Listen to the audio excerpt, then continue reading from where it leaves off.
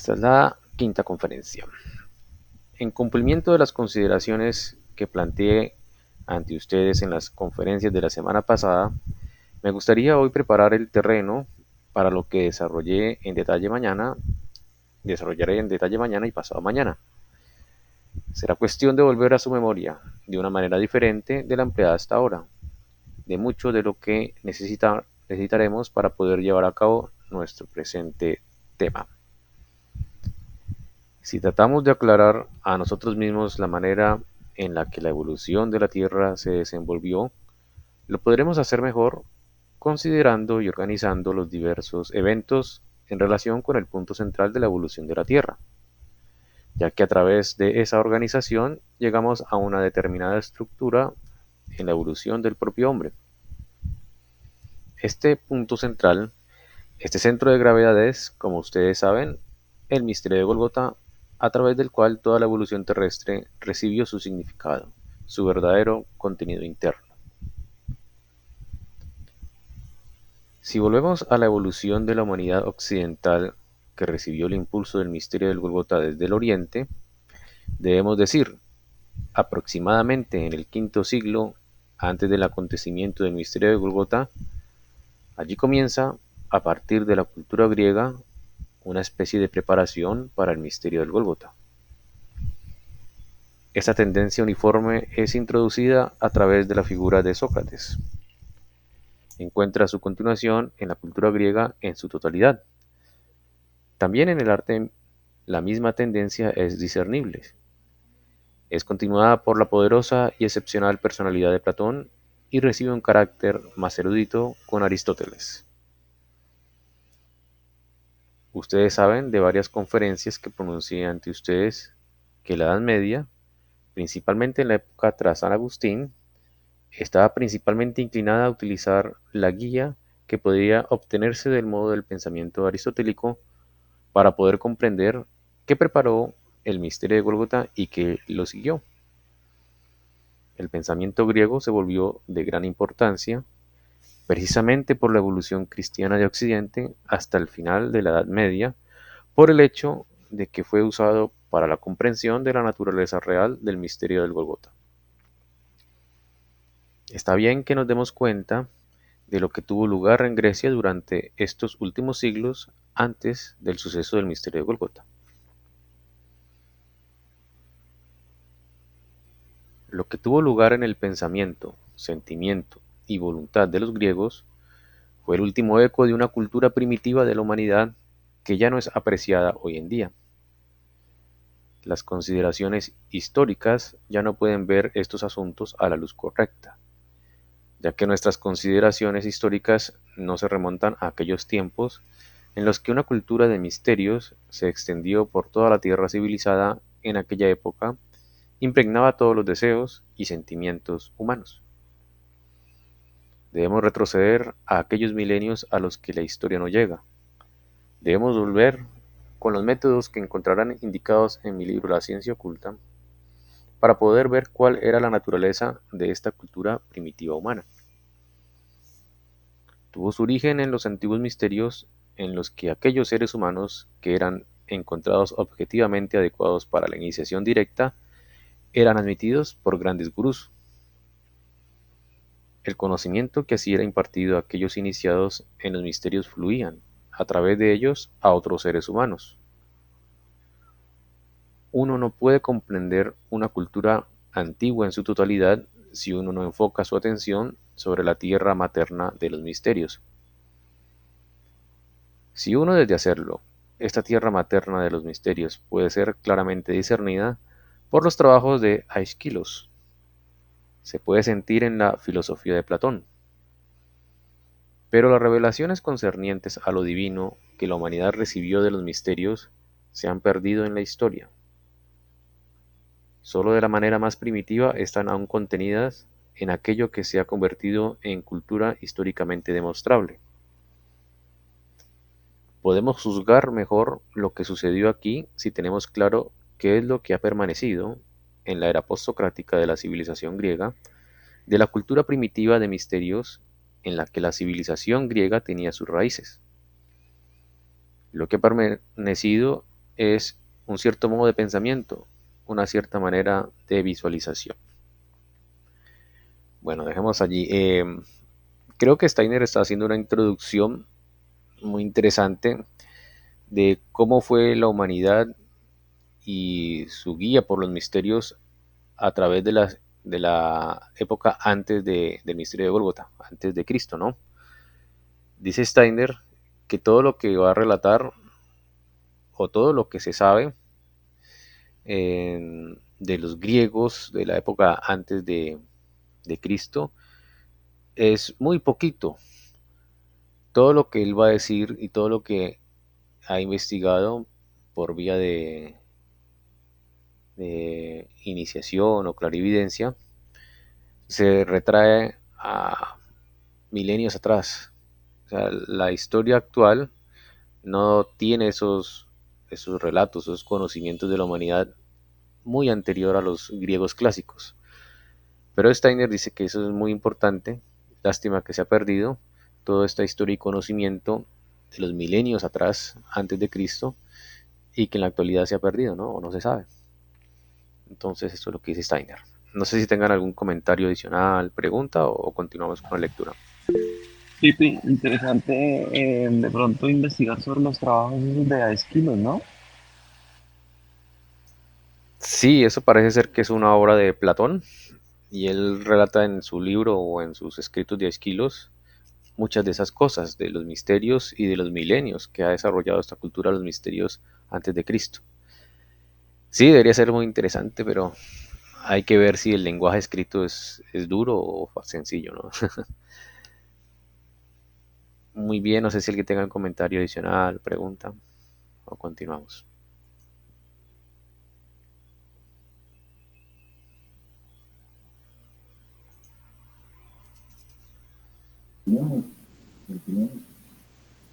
Ok, muy bien, vamos a continuar. Como ustedes saben, la historia externa relata cómo Sócrates fundó la dialéctica, cómo era el gran maestro del pensamiento, de aquel pensamiento que más tarde Aristóteles desarrolló de una forma más científica. Pero esta forma griega de pensamiento es solo el último eco de la cultura de misterios, ya que esta cultura de misterios era rica en contenido.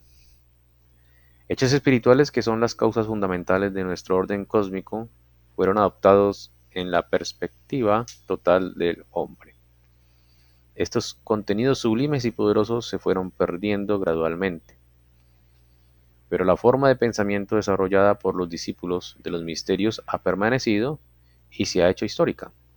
Primero en el pensamiento griego, después de nuevo en el pensamiento medieval, en el pensamiento de los teólogos cristianos que adquirieron este pensamiento griego para poder comprender las formas de pensamiento con las ideas y conceptos que eran una continuación del pensamiento griego, aquello que fluyó al mundo a través del misterio del Gólgota. La filosofía medieval, también llamada escolástica, es una confluencia de las verdades espirituales del misterio del Gólgota y el pensamiento griego. La elaboración, la penetración de pensamiento del misterio de Gólgota ha sido llevado a cabo, si se puede utilizar la expresión trivial, con la herramienta del pensamiento griego, de la dialéctica griega. Transcurrieron unos 4 siglos y medio desde la época en que el contenido de los misterios se perdió y se retuvo el elemento meramente formal, el mero elemento de pensamiento de los antiguos misterios, hasta el misterio del Gólgota. Podemos decir aproximadamente 4 siglos y medio. Así tenemos que visualizar lo siguiente. En una era prehistórica, la cultura de los misterios se extiende por la tierra civilizada de aquella época. En el curso de la evolución, solo una esencia de ello permanece, es decir, la dialéctica griega, el pensamiento griego. Entonces, el misterio del Gólgota tiene lugar. En el occidente, esto es, en el comienzo, comprendido por medio de esta dialéctica griega. Cualquiera que desee familiarizarse con la ciencia, digamos, incluso de los siglos décimo, undécimo, duodécimo, decimotercero, decimocuarto, que aún constan de teología, debe emplear su pensamiento de una forma muy distinta del modo de pensamiento científico natural de hoy en día. La mayoría de los seres humanos que hoy emiten una opinión sobre la escolástica no pueden hacerle justicia, porque solo tienen un entrenamiento científico natural y la escolástica requiere un entrenamiento del pensamiento que es diferente del entrenamiento moderno científico natural. Ahora, mis queridos amigos, hoy vivimos en un punto del tiempo en que de nuevo 4 siglos y medio han pasado desde que esta forma de pensar científico-natural tomó el control de la humanidad. A mediados del siglo XIV, los seres humanos occidentales comenzaron a pensar del modo que encontramos desarrollado ya hasta el grado de esplendor en Galileo o Giordano Bruno. Esto entonces es transferido a nuestra época. Efectivamente, mis queridos amigos, es aparentemente la misma lógica que la de los griegos, aunque en realidad es una lógica completamente diferente. Es una lógica gradualmente derivada de los procesos de la naturaleza, de la forma que la lógica griega fue derivada de los que los discípulos de los misterios contemplaron en los misterios. Tratemos ahora de clarificar la diferencia existente entre los 4 siglos y medio precedentes al misterio del Gólgota en el mundo civilizado de aquella época, que estaba casi limitado a Grecia, y los 4 siglos y medio en los que la humanidad fue entrenada para el pensamiento científico natural. Lo más fácil para mí es describirles esto gráficamente. Visualicen la cultura de los misterios como una cumbre de una montaña de la cultura humana espiritual en tiempos muy antiguos. Esta cultura de los misterios, procederé paso a paso, entonces se convierte en lógica en Grecia, hasta el misterio del Gólgota.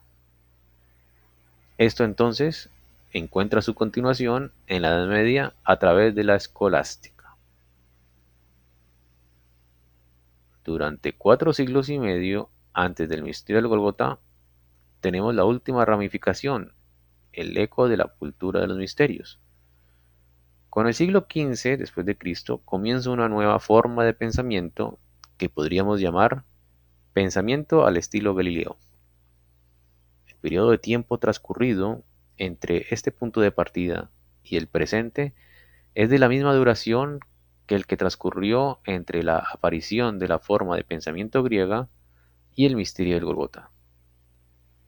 Pero mientras que este último periodo es un eco final, un ocaso, como si dijéramos, el primero es un preludio, algo que tiene que ser desarrollado, que tiene que ser llevado a una cierta altura. La cultura griega llegó a un final, nosotros estamos en un principio. Solo obtendremos una comprensión completa de esto situando juntos un final y un principio. Si observamos la evolución de la humanidad desde un determinado punto de vista espiritual científico. Bueno, muy bien, dejemos allí. No sé si tengan algún comentario o pregunta.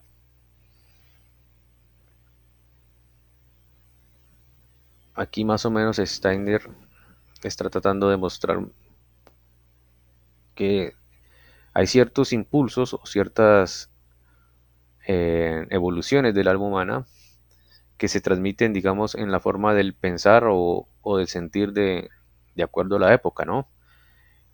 Él dice Steiner que antes de Cristo estaban en un proceso en que estaba culminando una especie de etapa de pensamiento y de sentir de los misterios, pero que con el misterio del Golgota es un principio de algo, de una nueva etapa, de una nueva forma de sentir y pensar de la humanidad. Bueno, no sé si alguien tenga un comentario o alguien quería decir algo.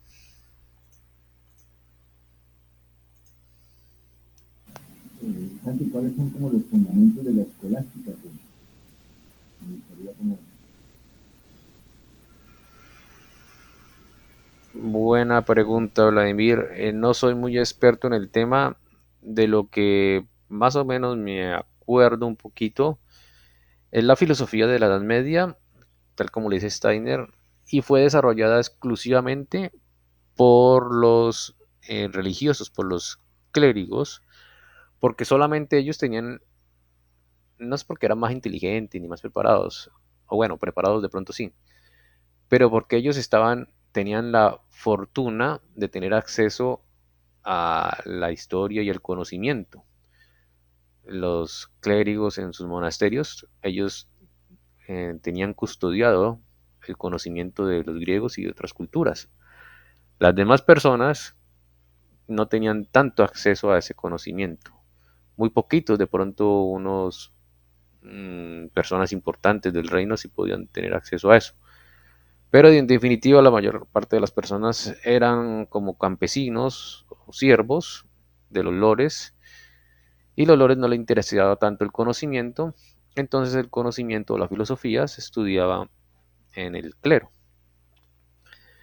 Y principalmente, pues, San Agustín era uno de los más prominentes filósofos de aquella época. Y dice Steiner, y creo que también la filosofía actual coincide, en que está basada mucho en la filosofía y en la forma de pensar de los filósofos griegos, ¿no? Obviamente se le agrega al pensamiento griego el misterio de Cristo, ¿no? Entonces se le agrega estudios del alma y del espíritu, ¿no? Al pensamiento de los griegos con Cristo, ¿no? Eso es más o menos lo que me acuerdo, Vladimir. De pronto me quedo corto, pero no sé más. No sé si alguien quiere agregar algo más. Gracias. Ok. Bueno, entonces vamos a seguir. Si quieres, Santi, te apoyo en la lectura. Vale, Vladimir. ¿Los demás están de acuerdo? O sea, yo le digo es ¿se escucha bien a Vladimir o?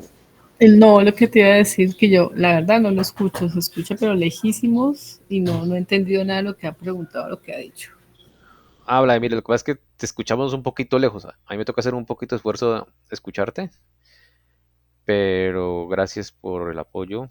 Eh, Sí, ok, ok. Va. Entonces yo creo que es mejor que yo siga leyendo para que todos escuchen. Ok, Santi, gracias. Ok, gracias. Bueno, entonces solo obtendremos una comprensión completa de esto situando juntos un final y un principio. Si observamos la evolución de la humanidad desde un determinado punto de vista espiritual científico, he afirmado repetidamente que hay una razón para que en la época presente se haga el intento hacia el autoconocimiento de la humanidad. Las herramientas para dicho intento son ofrecidas por la ciencia espiritual orientada antroposóficamente, puesto que la mayor parte de la humanidad se enfrenta a una posibilidad futura. Es- Esto que ha afirmado aquí Steiner es muy importante, bastante importante de hecho, porque él está dando a entender que la forma o el entrenamiento para nuestra evolución del alma o forma de pensar o de nuestra conciencia o el autoconocimiento de la humanidad, como dice Steiner, solo lo ofrece la ciencia espiritual orientada antroposóficamente. Otra persona que no conociera la antroposofía diría que esto es algo muy fanático, ¿no? Es como decir que la única forma de salvar el alma es por X religión, ¿no? Suena fanático, ¿no? Pero los que hemos estudiado la antroposofía y muchas religiones, por supuesto, hemos estado en contacto con muchas religiones, además del catolicismo, hemos conocido grupos cristianos, seguramente hemos interactuado con otras formas de religión. Sabemos con toda sinceridad y humildad del caso que efectivamente solamente la antroposofía puede dar esa claridad de pensamiento para este periodo cultural en que estamos viviendo. Y eso también es una advertencia aquí de Steiner. Aquí entre líneas se ve cuál es la responsabilidad de nosotros los que estudiamos la antroposofía o sabemos de antroposofía de manera sagaz e inteligente ir regándolo a los demás seres humanos, a los demás, digamos, personas con quien uno ha interactuado, ¿no? Digo de manera inteligente porque esto no es tan sencillo. Bueno, no sé si alguien quiere comentar algo al respecto o continúo con la lectura.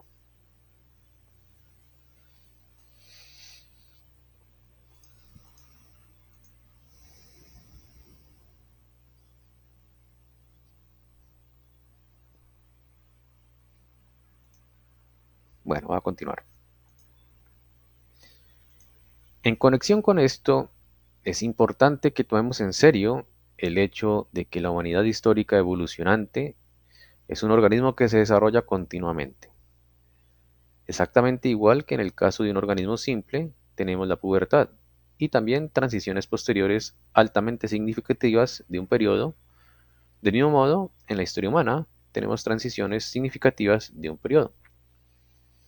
Hoy, los seres humanos aún encuentran a la doctrina de las vidas terrestres repetidas, o sea, la reencarnación, la objeción de que los seres humanos no recuerdan sus vidas terrestres previas. Esto es cierto, lo que dice Steiner. La mayoría de las personas no creen en la reencarnación por el hecho de que no recuerdan sus vidas pasadas. Ese es el principal obstáculo para que las personas empiecen a creer en la reencarnación, ¿no? Cualquiera que, de una manera objetiva, conciba la historia evolutiva de la humanidad como la de un organismo, como acabo de indicar, no debería sorprenderse de que los seres humanos hoy, en su conocimiento ordinario, no recuerden sus anteriores vidas en la Tierra. Por eso les pregunto, ¿qué recuerda el hombre en la vida ordinaria? Aquello que él primero ha pensado. Lo que no haya pensado no lo puede recordar. Simplemente piensen cuántos sucesos de un día permanecen inobservados por ustedes. No los recuerdan porque no los pensaron a pesar de que han tenido lugar en su entorno.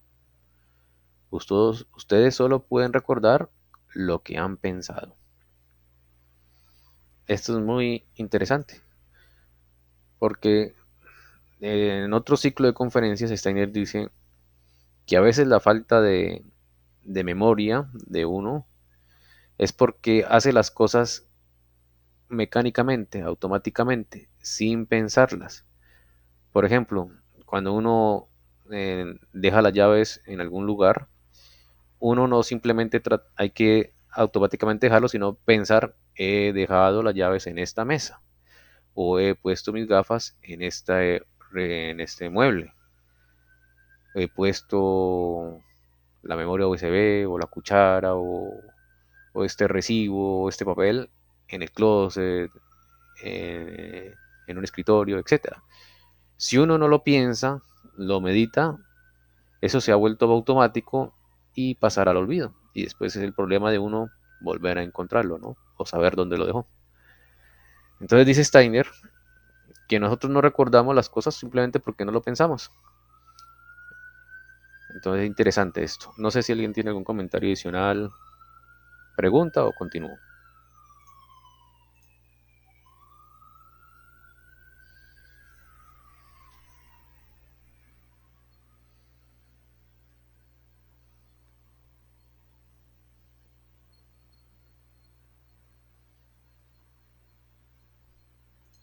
Bueno, voy a continuar.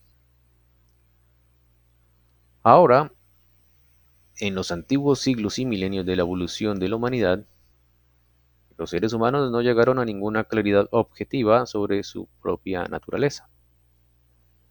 Para estar seguro, desde la aparición del pensamiento griego, el conócete a ti mismo, existe como un deseo, pero este conócete a ti mismo solo será realizado a través del conocimiento espiritual real.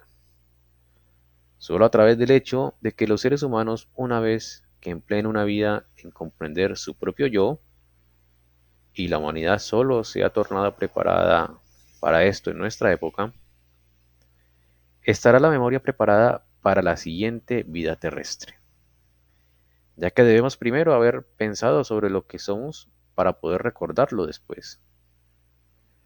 Solo aquellos que en edades anteriores, a través de la iniciación, que no necesariamente han adquirido en los misterios, podrían mirar objetivamente sobre su propio yo, son capaces en la época actual de mirar hacia atrás a sus anteriores vidas terrestres. Y no hay tampoco seres humanos que sean capaces de hacer esto. Sin embargo, la situación es tal que el hombre, también con respecto a su evolución puramente corporal, experimenta una transformación. Estas cosas no pueden ser observadas externamente en fisiología, sino que pueden ser observadas científico-espiritualmente.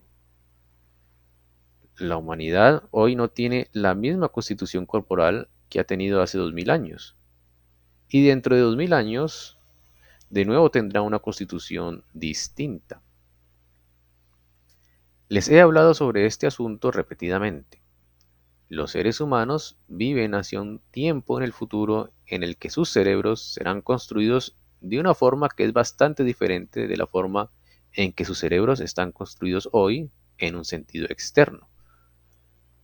El cerebro tendrá la posibilidad de recordar vidas pasadas, pero aquellos que no se han preparado hoy a través de la reflexión sobre su propio yo sentirán esa facultad, que será suya mecánicamente, simplemente como un nerviosismo interno, si puede usar la expresión corriente, como una deficiencia interna.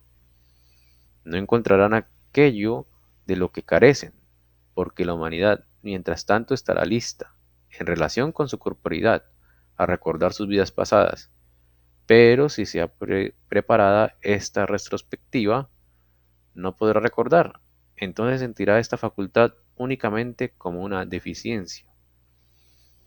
Además, el conocimiento adecuado de los poderes actuales de transformación de la humanidad indican, por su naturaleza misma, que los seres humanos son traídos al autoconocimiento a través de la ciencia espiritual orientada antroposóficamente.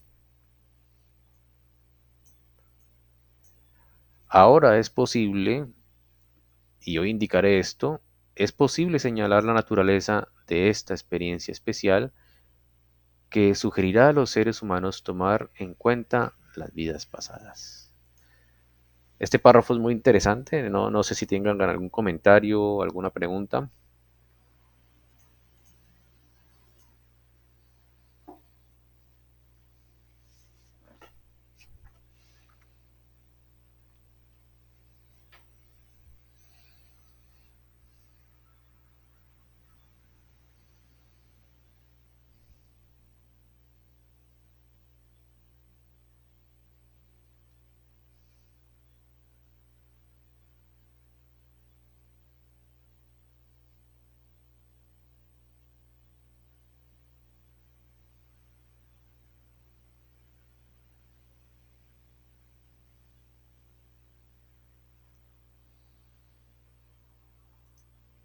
Bueno, ahí más o menos lo que yo entendí es que, bueno, actualmente nuestro cerebro, la fisiología del cerebro actual, no permite, no está hecha para poder recordar las vidas pasadas, ¿no?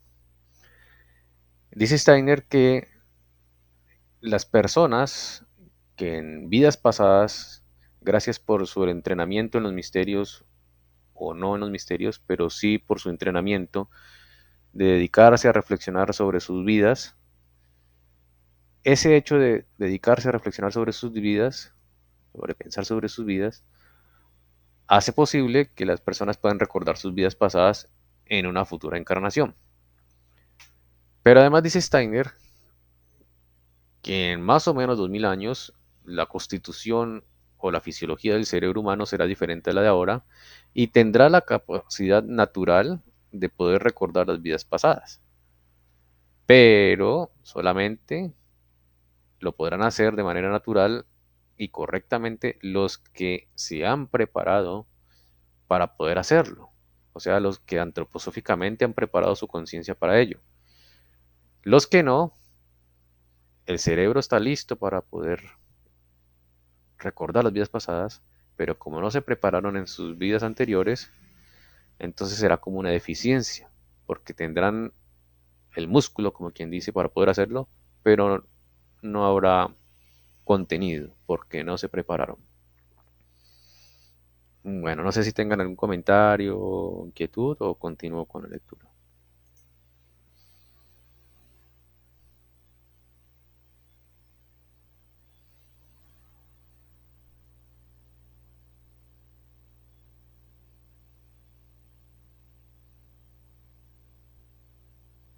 Santi, yo tengo una inquietud, es que uno a veces escucha que hay personas que ya están recordando sus vidas pasadas, o que hay hasta niños pequeños y recordando sus vidas. Yo pensé que más que la conformación del cerebro era alguna cosa distinta, no sé. Sí, buena pregunta, Male. Actualmente no es conformación del cerebro, es por capacidad innata de esas personas. O sea, porque en vidas pasadas se prepararon para que en estas vidas fuera posible eso, ¿no? Actualmente es así. En un futuro lejano, más o menos 16 años, 2000 años después, ya de manera natural el cerebro se formará de tal manera que sí se podrá recordar las vidas pasadas, de manera natural.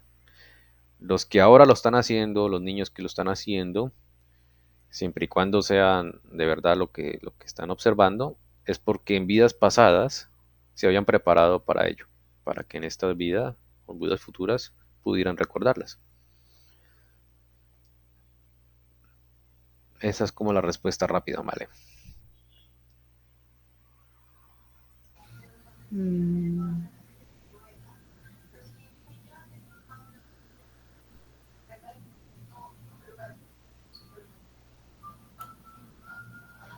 hay siempre como una contradicción porque da a entender de que cuando esté el cerebro preparado en 2000 años es que se va a poder recordar de manera natural. Sí, así lo Y dice los que Steiner. están haciendo ahora, sí, y esos que están haciendo ahora, o los pequeños, ya tienen entonces el cerebro ya adecuado o No, no tiene, pues decir, ahí yo digo es que siento una contradicción porque para unas cosas es el cerebro y para otras es la preparación de vidas anteriores para uno poder recordarlas y todo eso. actualmente es así. Actualmente, los que pueden recordar sus vidas pasadas es porque en vidas pasadas fueron iniciados, ya sea por los misterios o por cualquier otro procedimiento, ¿no? Entonces, si un iniciado de las vidas pasadas nace en esta época, por su espíritu, con esas capacidades que generaron o las crearon en vidas pasadas, pueden hacerlo. Es como decir, Rudolf Steiner tiene estas capacidades no por su capacidad fisiológica, sino porque su espíritu en vidas pasadas desarrolló esas capacidades, porque en vidas pasadas fue Sí, es iniciado. decir, Ajá, independientemente del cerebro, es decir, no está desarrollado el cerebro como dice exactamente. ahora, Sí, no, es ya. independientemente del cerebro, correcto. Así es. Entonces, ahora los que recuerdan la vida pasada es porque son especiales. Es digámoslo así, es una anomalía en el promedio de la humanidad. Poquitas personas son iniciadas. Es una anomalía, por decirlo así. O simplemente uno puede decir que están avanzados al promedio de la evolución humana, ¿no? Para no decir anomalía. Entonces, como están adelantados a la evolución humana, dentro de 1000 años ya será lo normal. Entonces, esa es como la idea, ¿vale? Gracias, Santillán, ya entendí. Ok, muy bien. Bueno, continúo con la lectura. Hoy vivimos en una época en la que esas sombras de sentimiento que prevalecerán cada vez más están indicadas solo en unos pocos seres humanos, pero aún así están indicadas en estos pocos seres humanos. No se las presta mucha atención. Les describiré la manera en la que aparecen eventualmente. Los seres humanos nacerán en el mundo y se dirán a sí mismos: al vivir con otros seres humanos estoy educado, consciente o inconscientemente, para una determinada forma de pensamiento. Los pensamientos surgen en mí. He nacido en y he sido educado para una determinada forma de pensamiento, de visualización. Pero al mismo tiempo miro a mi alrededor. Mi pensamiento mi visualización no encajan adecuadamente en este mundo exterior que me rodea. Esta sombra de pensamiento ya está presente hoy en seres humanos individuales. Deben pensar en una dirección que hace parecerles como si la naturaleza exterior dijera algo completamente diferente, como si la naturaleza exterior demandara algo completamente diferente de ellos. Siempre que han aparecido tales seres humanos que han sentido esta discrepancia entre lo que ellos deben pensar y lo que la naturaleza externa dice, han sido ridiculizados. Hegel, por ejemplo, es un ejemplo clásico de esto. Él ha expresado ciertos pensamientos sobre la naturaleza, y no todos los pensamientos de Hegel son alocados, y los ha organizado sistemáticamente. Entonces los filisteos vinieron y dijeron: bien, estas son tus ideas concernientes a la naturaleza, pero simplemente mira este o aquel proceso de la naturaleza, no coincide con tus ideas. Entonces Hegel respondió: qué mal para la naturaleza. Naturalmente, esto parece paradójico. Sin embargo, subjetivamente este sentimiento está bien fundado. Es absolutamente posible que uno se rinda, sin prejuicios, al pensamiento innato de uno y diga: si la naturaleza se correspondiera realmente con este pensamiento, ella tendría que asumir una forma distinta. Seguramente después de algún tiempo, uno se acostumbrará también a aquello que la naturaleza enseña. La mayoría de la gente se encuentran en tal posición, no se dan cuenta que al haber adquirido observación natural de ellos, llevan realmente dos almas dentro de ellos, dos verdades, como si dijéramos. Aquellos que lo notan pueden sufrir enormemente por esta discrepancia traída a la vida de su alma. Lo que les estoy describiendo aquí y que está presente en algunos seres humanos, hoy, aunque ellos no sean conscientes de ello, se hará incluso más presente. Los seres humanos se dirán a sí mismos más y más: a través de lo que soy por nacimiento, mi cabeza realmente me fuerza a formar una imagen sobre la naturaleza. Pero esto no coincide con la naturaleza misma. Entonces, al familiarizarse más con la vida, eh, también adquiero en el transcurso del tiempo lo que la naturaleza misma enseña. Debo encontrar una salida de esto. Bueno, muy bien, no sé si alguien tenga algún comentario al respecto, pregunta o continúo.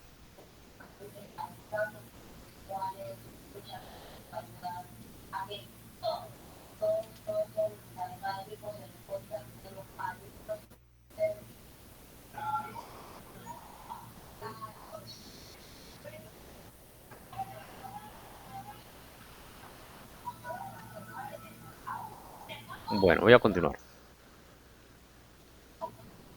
Estas sensaciones discordantes surgirán en nuestras almas cuando regresen de nuevo a la tierra.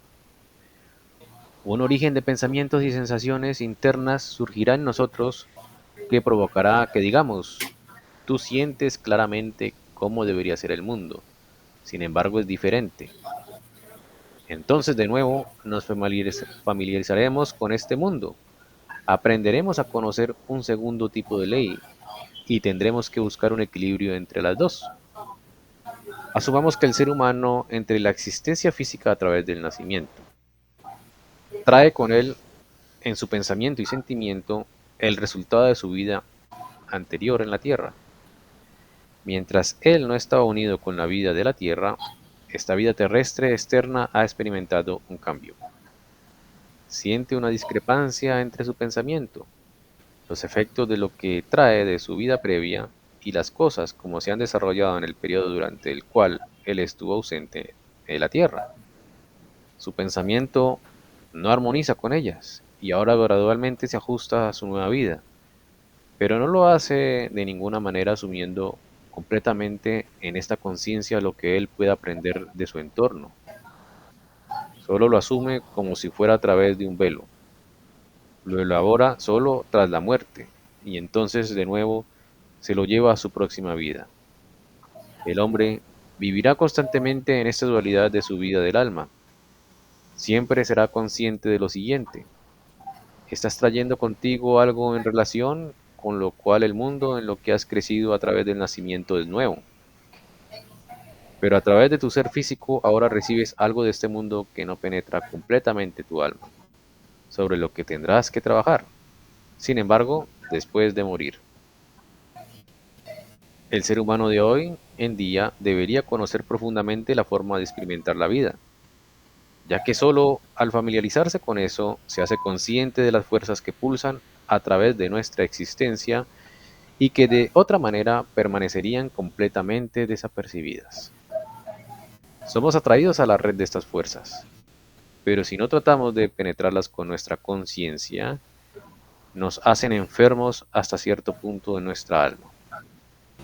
El ser humano percibirá cada vez más este romperse en pedazos, el romperse en pedazos de aquello que ha permanecido con él desde la vida anterior y aquello que es preparado en la vida actual para la siguiente.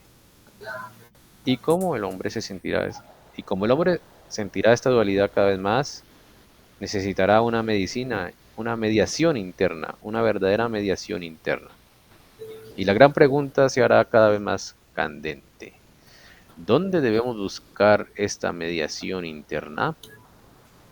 Solo podemos encontrar la respuesta a esta pregunta si consideramos lo siguiente. ¿Tienen alguna pregunta, comentario o continuamos?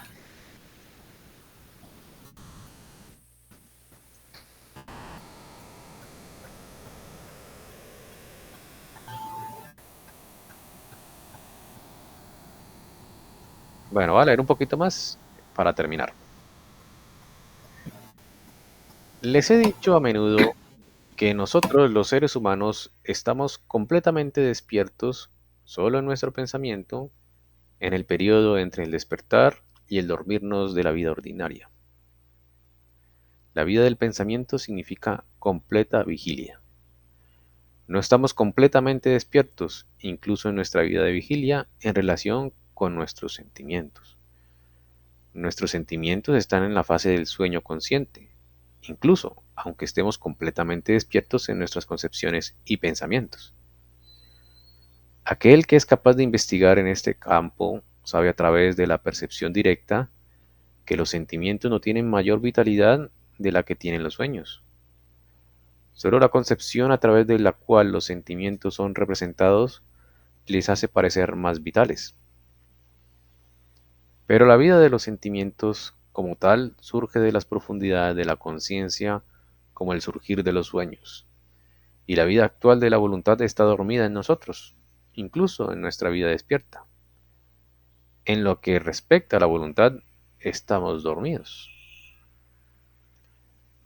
Así también, en la vida despierta, llevamos estos tres estados de conciencia dentro de nosotros. Durante el día nos movemos con una vida despierta de pensamientos. Nos engañamos a nosotros mismos al creer que estamos despiertos también en nuestra voluntad, porque tenemos pensamientos sobre aquello que la voluntad realiza. No la experiencia de la voluntad misma, sino solo su imagen mental es lo que entra en nuestra conciencia. Soñamos nuestros sentimientos, soñamos nuestra voluntad, pero si el conocimiento imaginativo hace surgir lo que de otra manera son sueños en los sentimientos y lo que hace un asunto de cognición del mundo claro y completo, entonces nos hacemos conscientes del hecho de que la sabiduría está contenida no solo en nuestros pensamientos, llamémosla sabiduría, aunque con muchos seres humanos es no sabiduría, sino que la sabiduría está contenida en nuestros sentimientos y que está también contenida en nuestra voluntad. En relación a la existencia humana actual, solo podemos hablar claramente sobre lo que está contenido en nuestra vida de pensamientos. En lo que respecta al mundo de los sentimientos, la humanidad hoy considera pensamientos que a duras penas difinan de aquellos que considera en relación con la vida de sueños. Y aún así, la sabiduría está también contenida en la vida del sentimiento. Mis queridos amigos, la persona que aplique a su alma con gran seriedad los ejercicios que están descritos en mi libro, Cómo conocer los mundos superiores, se acercará a la experimentación de un determinado surgimiento interno del alma que toma su curso de una forma que parece un sueño, como si dijéramos. Para la mayoría de los seres humanos no contendrá mayor regularidad que los sueños ordinarios, pero es posible, en un momento comparativamente temprano, traer tanto orden a esta experiencia interna que uno se hace consciente del hecho de que, aunque esta experiencia interna no está gobernada por la lógica ordinaria, de hecho a veces es gobernada por una lógica muy grotesca, y los más variados fragmentos del pensamiento se organizan a sí mismo y suceden como en un sueño, uno se hace consciente del hecho de que algo real tiene lugar allí. La primera experiencia interna es aún muy primitiva, puede ser reconocida por el que aplica, incluso hasta cierto grado, a su propia vida del alma, lo que ha sido descrito en mi libro, Cómo conocer los mundos superiores. Cuando el ser humano se sumerge en este surgimiento de sueños de vigilia, una nueva realidad emerge en contraste a la realidad ordinaria de la vida externa. El ser humano puede ser consciente relativamente pronto de este surgimiento de una nueva realidad y también puede ser consciente relativamente pronto de que la sabiduría está contenida en todo esto, pero es una sabiduría que no puede aprender, ya que no se siente lo suficientemente maduro como para ser completamente consciente de ella. Se le escapa una y otra vez y no la entiende, pero es consciente, o al menos puede ser consciente del hecho de que la sabiduría no fluye a través del estrato superior de su conciencia que le impregna en su vida despierta ordinaria, sino que por debajo de esto yace otro estrato de su conciencia que le parece ilógico por la simple razón de que aún no puede aprender su sabiduría. Podemos decir, el momento en que hayamos adquirido completamente cognición imaginativa, estos sueños de vigilia dejarán de ser tan grotescos como parecen en la vida ordinaria. Ellos entonces se impregnarán de una sabiduría que apunta a otro contenido de realidad, a un mundo distinto del mundo de los sentidos que comprendemos con la sabiduría ordinaria. Bueno, yo creo que podemos dejar allí. No sé si tengan algún comentario final, pregunta.